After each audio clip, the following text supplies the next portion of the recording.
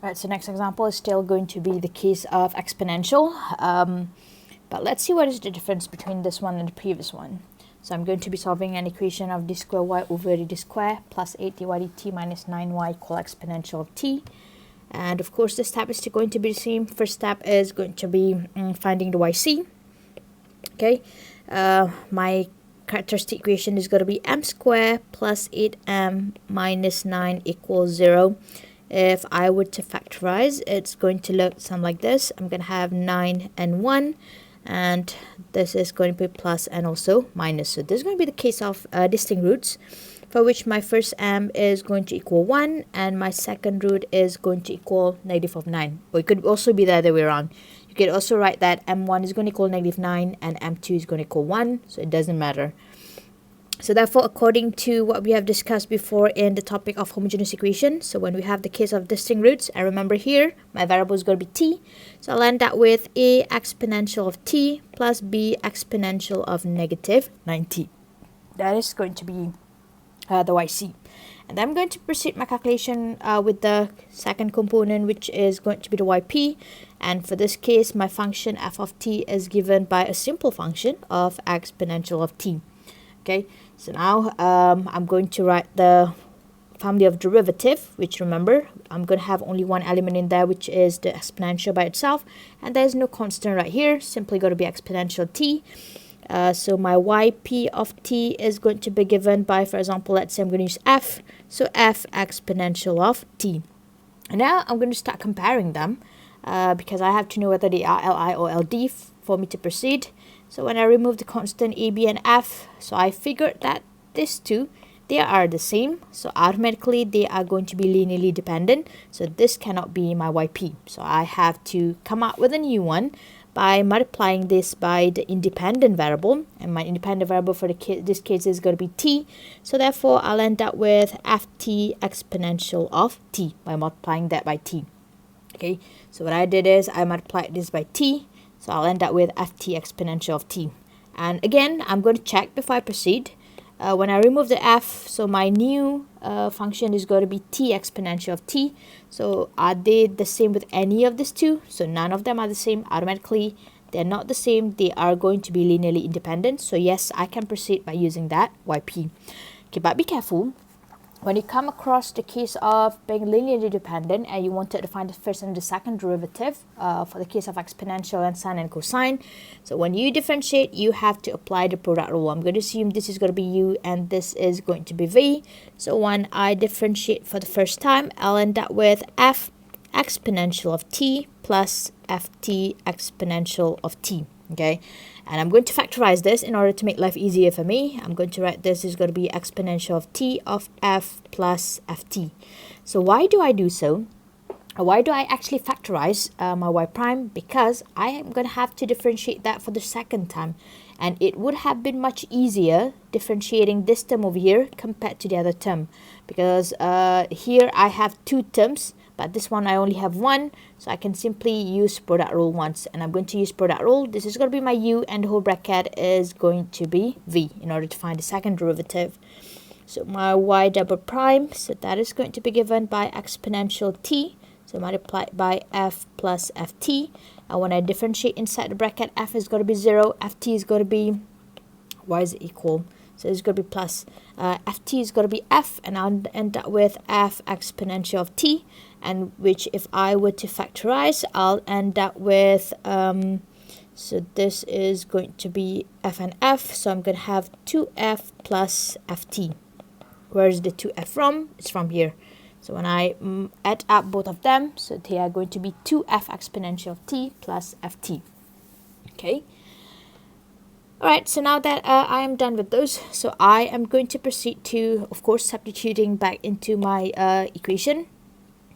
So my equation is given by y double prime plus 8y prime minus 9y, and that is going to equal exponential of t. So I'm going to start substituting. I'm going to put outside all the exponential of t. So y double prime, I'm going to have 2f plus ft, and then I'm going to have plus 8. So it's going to be y prime So my y prime is going to be f plus ft. Remember, for this one, I already put exponential outside. I don't want to bother with that anymore. And minus 9 of that is going to be minus 9 of ft. Okay, and this is going to equal exponential of t. So now let's simplify with whatever that I get in the bracket. So let me collect all the terms with the t first. So if you notice, this is going to be ft. And if I were to substitute, I'm going to have 8ft, and this is going to be minus 9ft. What happened is that this term, and this term, they are going to disappear, and they should disappear. When you come across the case of linearly dependent for exponential and sine and cosine, so this is going to be the stage where you can actually check your calculation, because this is actually not exponential of t by itself. This is actually exponential t plus 0 t exponential of t. But here what happened is that, so the coefficient of t exponential of t is going to be 0. So that is why when I add this together, I'm going to have ft plus 8ft. That is going to be 9ft minus 9ft. So that is going to be 0. If it doesn't become 0, meaning that your calculation is wrong, something is off, please check your differentiation. Okay, so that is the rule. That is the tips on how to check whether the calculation is correct or wrong for the case of linearly dependent. And then I'm going to simplify whatever that's left. So I'm going to have here 2f and 8f. That is going to equal 10f is going to equal exponential of t. And at this stage, we can tell right away that 10f is going to equal 1. So my f value is going to equal 1/10, right? 1 over 10. And remember, when you substitute your yp, you substitute that into the one that is linearly independent. So which is going to be this one. So therefore now I'm going to write my solution right away. Y of t is going to equal, my yc is given by a exponential of t plus b exponential of negative 9t. And my yp is going to be 1/10 of, so f, t exponential of t. Okay, so this is going to be my general solution. So that's the end of the calculation. Right, so be careful when you come across the case of linearly dependent. So there might be some difficulty, especially when it comes to the derivative. Differentiate that carefully. Make sure you get them right. So I don't need the space right here. Okay, so now let's proceed to another example. I'm going to be solving the last case, which is going to be the case of sine and also cosine. So here I have an equation of d square y over dd square plus 4 dy dt equal 3 cos of 2t. And my characteristic equation is going to be m square plus 4m equals 0. Remember, dy over dt is going to equal m. And so when I factorize, I'm going to get m multiplied by m plus 4 equals 0. So this is going to be a case of distinct roots, that my first m is going to equal 0. And my second m is going to equal negative 4. So I can write that my yc of t, again for this case, my variable is t. I'll end up with a exponential of 0t, so that's a, and plus b exponential of negative 4t. That is going to be the yc. And for this case, my f of t is given by 3 cos of 2t.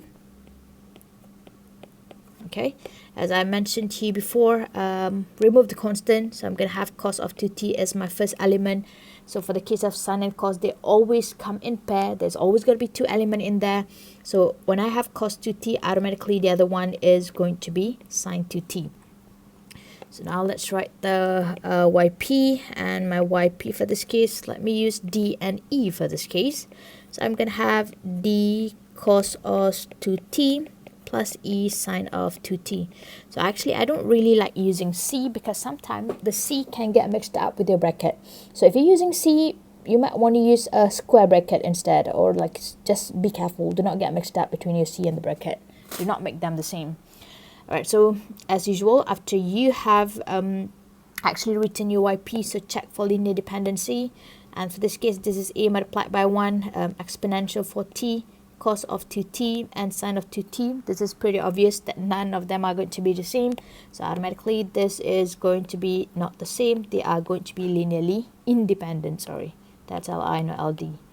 It's going to be linearly independent. So that is what we want. So now let's differentiate this twice. So my y prime cos is going to be negative sine. So I'm going to have negative 2d So sine of 2t, so sine is going to be cos. I'm going to have 2e, so cos of 2t. And then I'm going to have the second derivative. Sine is going to be cos again, so I'm going to have negative 4d cos of 2t. So cos is going to be negative sine minus 4e sine of 2t. Remember the cycle? So sine, cos, negative cos, and when it's differentiation, it's going to be clockwise. Now let's check this again. Cos, negative sine, negative cos, sine, cos, negative sine. So that's right. So therefore, I'm going to proceed to substituting. Well, let's substitute. I'm going to have y double prime plus 4y prime, and that is going to equal 3 cos of 2t. Okay, so y double prime is going to be negative 4d, so cos of 2t minus 4e, so sine of 2t, and then I'm going to have a plus 4. I don't think that my y prime would fit in there, so I'm going to write it underneath. So it's going to be negative 2d sine of 2t and plus 2e cos of 2t, and that is going to equal 3 cos of 2t. So remember what I did previously when I had the case of exponential? I actually factor out the exponential just to make it easier for us to compare. So it will be the same idea for the case of sine and cosine as well. So I'm going to collect the sine, the cos terms and the sine terms. So first, let's collect the terms that are related to the cos 2t, which is going to be negative 4d, and this one as well. So do not forget to multiply by the constant outside. So I'm going to have plus 8e. And for the terms related to sine of 2t, so that will be this one, which is negative 4e and minus 8t, which is equivalent to 3 cos of 2t. So now we have two coefficients to compare. So the first one is going to be cos of 2t. So on this side, I'm going to have negative 4d plus 8e, and on the right hand side, the coefficient is given by a value of 3. And then we're going to be comparing sine of 2t. So what happened is that I have a negative 8d minus 4e. So do we have any sine term over here? So this is actually plus 0 sine of 2t. That is why. So it's going to equal 0. And how do you find the value of d and e? So this is just simultaneous equation. So I would like to highlight to you that by just doing simultaneous equation, you're not going to get any marks. So simultaneous equation is beyond your level, so it's not something that you're going to get marks for. So what I wanted to recommend to you is I want you to learn how to do simultaneous equation. So by using your calculator, that would be super helpful, super beneficial. So try to figure out how to use your calculator to solve for simultaneous equation. And here I'm not going to show it. I'm going to give you the answer right away. So the fact that when you use simultaneous equation, so your d value you will get 3 over 10. And for the case of, sorry, that's not the case. My d value. So my d value is going to equal negative 3 over 20. And my e value, that is going to equal 3 over 10 from just simultaneous equation. So you calculate that on your own. So therefore, now that I already have the values, I can write down my solution, y of t. I simply have to combine my yc and yp, and my yc is given by a plus b exponential of negative 4t plus, and my yp is going to be given by the one that is linearly independent, d. What is going to be d? So d is going to be negative 3 over 20.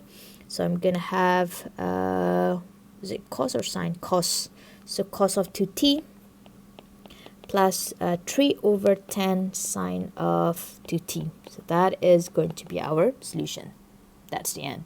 Okay, so remember for the case of exponential and also the case of sine and cosine, so you might want to factorize in order to make your calculation a little bit easier.